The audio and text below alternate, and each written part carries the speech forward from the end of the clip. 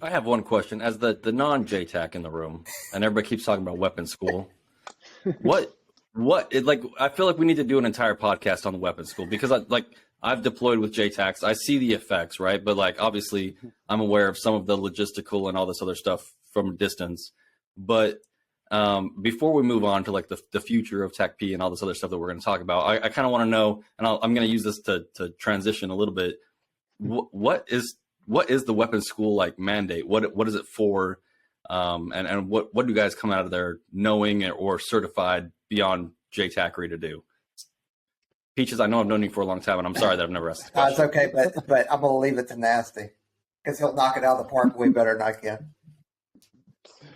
So the weapons school first provides instructor. So we're going to take the best instructor at your unit, and we're going to turn them into the best instructor within the career field.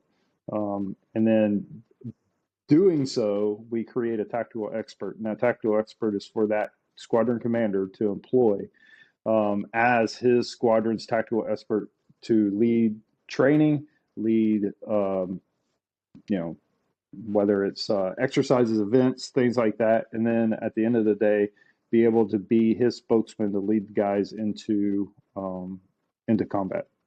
So they're really bringing being that subject matter expert for the squadron, for all the instructors there. They're going to build up that instructor corps to be able to spread that message throughout the unit, and then be that person that walks in the room with the Army and be able to talk in depth about capabilities and limitations that the Air Force brings to the fight. And they do it through every mission set. So conventional and soft go together. You'll do conventional missions. Doesn't matter where you're from. You're going to do soft missions. Doesn't matter where you're from. You're going to be put through the ringers 5.5 months to be able to expertly brief a mission.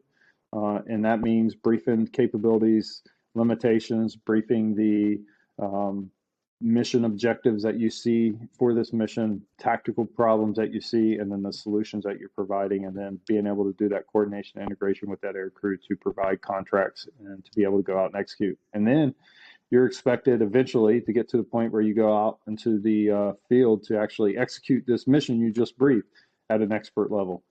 And that means, and people have different views on what expert is. And expert is, to me, what I would love to see out of students is you're not going out there and being flawless. You're going out there and you're doing the job in the worst conditions you could ever do.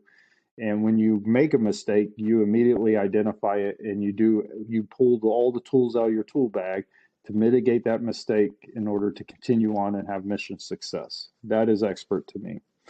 And then when you come back, you're debriefing, and you're going to debrief. You're going to poke holes in everything you did. You're going to poke holes into what the pilots did. Anybody who involved in the mission, you are trying to find that root cause. Because if you fix the root cause, you fix the problem, and then you're going to do it at an expert level, and that's what guys do that graduate from there, and that's what they bring back to their units to be able to build that squadron, and make them a bunch of subject matter experts that are expert in their field of what they're doing.